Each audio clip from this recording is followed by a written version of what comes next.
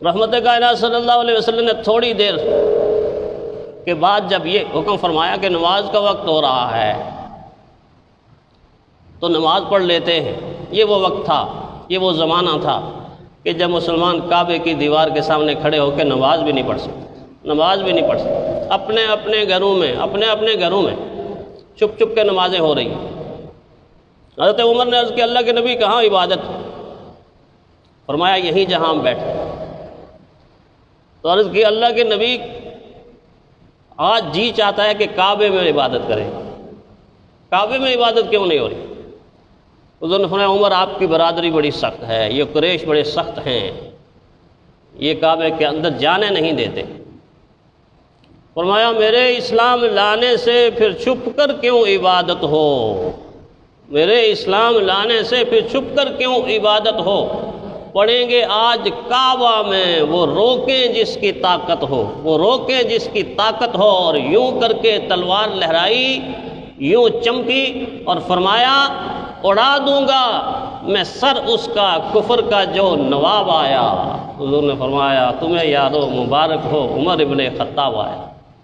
یہ پہلی نماز ہے جو کعبے میں جا کے پیارے پیغمبر صلی اللہ علیہ وسلم اپنے ساتھیوں کے ساتھ پڑھ رہے ہیں۔ کیا شان بخشی ہے، کیا شان بخشی ہے اللہ نے۔ حضور صلی اللہ علیہ وسلم کے شاگرد وہ واحد شاگرد ہیں جن کی نشانیاں قرآن میں بھی ہیں، تورات میں بھی ہیں، انجیل میں بھی ہیں، زبور میں بھی ہیں اور صحائف میں بھی۔ آپ کے شاگردوں کی نشانیاں، صحابہ کی نشانیاں، اسی لیے تو فرمایا ذالک مثلہم فی التوراۃ و مثلہم فی الانجیل۔ اے میرے محبوب ان کی یہ نشانیاں تورات میں، انجیل میں موجود۔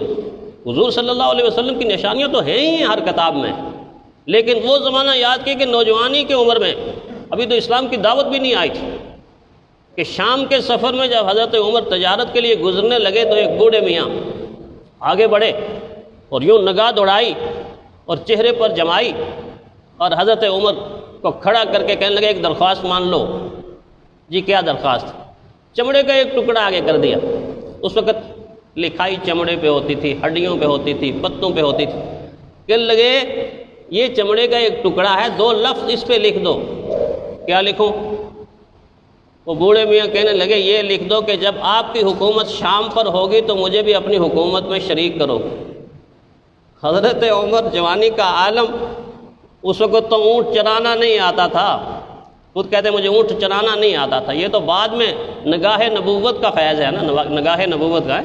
کس نے ذروں کو ملایا اور صحرا کر دیا، کس نے قطروں کو ملایا اور دریا کر دیا، خود نہ تھے جو راہ پر اوروں کے ہادی بن گئے۔ کیا نظر تھی جس نے مردوں کو مسیحا کر دیا، کیا نظر تھی جس نے مردوں کو مسیحا کر دیا۔ حضرت عمر کو کیا پتا کہ مجھ پر نبوت کی ایک نگاہ پڑنے والی ہے، اور وہ نگاہ جس پر پڑتی ہے وہ ذرہ ستارہ بن جاتا ہے، وہ آفتاب بن جاتا ہے، وہ مہتاب بن جاتا ہے۔ حضرت عمر نے کہا بابا جی غلط فہمی ہو گئی ہے، کوئی اور ہوگا، میں نہیں ہوں۔ تو بابا نے کہا اے عمر تو اس بات کو چھوڑ، جو میں کہتا ہوں وہ بس کر دے۔ حضرت عمر رضی اللہ تعالیٰ عنہ نے سوچا چلو بابا ضد کر رہا ہے تو اس ٹکڑے کے اوپر لکھ دیا کہ اچھا اگر میری حکومت شام پر آئی تو آپ کو شریک کروں گا۔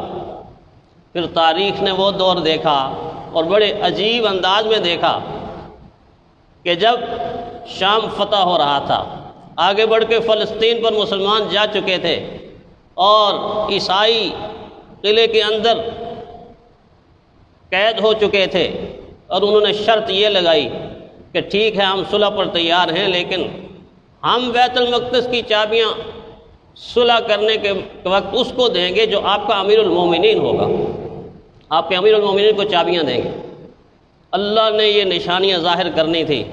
حضرت عمر کو جب اطلاع ملی فوراً تیاری کی، ایک لاغر اونٹنی جس پر ایک آدمی سوار ہو سکتا تھا، ایک غلام ہے ایک امیر المومنین، چل پڑے ہیں۔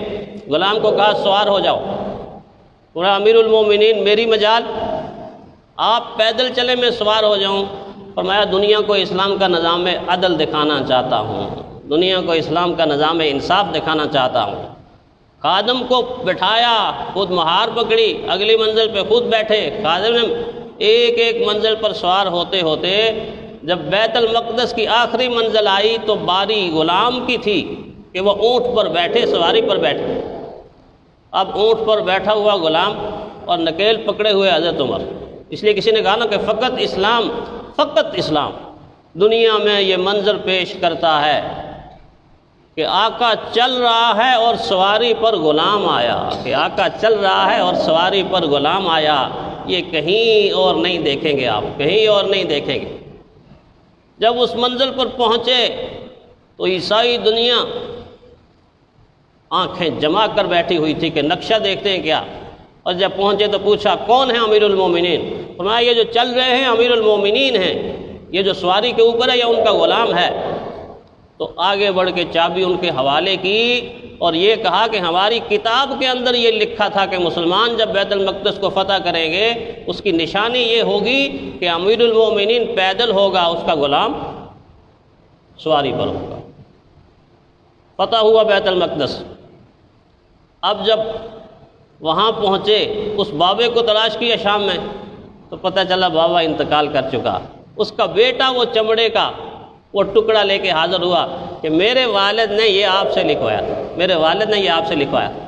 حضرت عمر نے پوچھا حیرت ہے کہ آپ کے والد کو پتہ کیسے چل گیا؟ اس وقت تو میری حالت یہ تھی تو میں ایک عرب کے بدو کی حیثیت سے تھا، میں تو اونٹ چلایا کرتا تھا، کیسے اس کو پتہ چل گیا کہ میں شام کو فتح کروں گا؟ فرمایا آپ کے سراپے سے انہوں نے پہچان لیا تھا کیونکہ آپ کی نشانیاں ہماری مذہبی کتاب کے اندر موجود تھیں، مذہبی کتاب کے اندر موجود ہے۔ یہ ہے حضرت عمر رضی اللہ تعالیٰ عنہ، پیارے پیغمبر صلی اللہ علیہ وسلم کے تربیت یافتہ۔ جب آخری روز تھا 23 ذی الحجہ کو جب ابو لولو مجوسی نے ان کو زخمی کیا اور زخم اس حد تک آگے بڑھ گیا کہ دوائی بھی اندر نہیں جا سکتی تھی، خون میں لت پت، آخری وقت ہے، نزع کا عالم ہے، لیکن دیکھ لیجئے تمنا کیا، آرزو کیا ہے۔ یہ ہیں عاشق رسول۔ اپنے بیٹے کو دوڑایا، صاحبزادے کو دوڑایا، جلدی جاؤ جلدی جاؤ جلدی جاؤ، امی عائشہ سے ایک درخواست کر لو، مسلمانوں کی ماں سے ایک درخواست کر لو۔ اور وہ درخواست کیا تھی؟ میں میری طرف سے یہ درخواست کرو کہ میرا دل چاہتا ہے کہ میرے جیسا غلام آقا کے قدموں میں آ جائے، مجھے دفن ہونے کے لیے تھوڑی سی جگہ چاہیے، دفن ہونے کے لیے تھوڑی سی جگہ چاہیے۔ جب امی عائشہ صدیقہ رضی اللہ تعالیٰ عنہ کے پاس یہ خبر پہنچی، آنکھوں سے آنسو رواں ہو گئے، تھوڑی دیر رکیں اور رکنے کے بعد فرمایا یہاں میں نے اپنے لیے جگہ رکھی تھی، اپنے لیے جگہ رکھی، کیونکہ پیارے پیغمبر صلی اللہ علیہ وسلم کی ذات اور ہستی اس جگہ میں موجود تھی۔ حضرت عائشہ صدیقہ رضی اللہ تعالیٰ عنہ کے والد گرامی ابوبکر صدیق رضی اللہ تعالیٰ عنہ وہاں موجود تھے۔ عائشہ کی تمنا یہ تھی کہ میں بھی اسی جگہ، لیکن فرمایا میں اپنی خواہش اور تمنا پر حضرت عمر کی تمنا کو ترجیح دیتی۔ جب یہ خبر واپس آ کر حضرت عمر کو سنائی گئی، چہرہ تم تما اٹھا، ایسے جیسے ساری کائنات کی بادشاہت ان کو مل گئی۔ اس شان کے ساتھ رخصت ہوئے کہ جب دفن ہو رہے تھے تو حضرت علی رضی اللہ تعالیٰ عنہ نے اتنی پیاری دعا، اتنی خوبصورت دعا، اے اللہ عمر کی قبر کو ایسا روشن کر دے جیسا عمر نے اپنی زندگی میں تیرے گھروں کو روشن کیا، تیرے گھروں کو روشن کیا۔ کتنے گھروں کو روشن کیا ہے؟ اپنی خلافت میں 4000 مسجدیں بنوائیں اور ہر مسجد میں دیا رکھا، دیے کے اندر تیل ڈالا اور اس کی روشنی سے گھروں کو منور کیا۔ اس چیز کو سامنے رکھتے ہوئے حضرت علی نے بڑی خوبصورت دعا دی، اے اللہ عمر کی قبر کو ایسا روشن کر دے جیسا عمر نے تیرے گھروں کو روشن کیا۔ اللہ تعالیٰ ان لوگوں کے نقش قدم پر ہمیں چلنے کی توفیق عطا فرمائے۔ آخر دعوانا الحمدللہ رب العالمین۔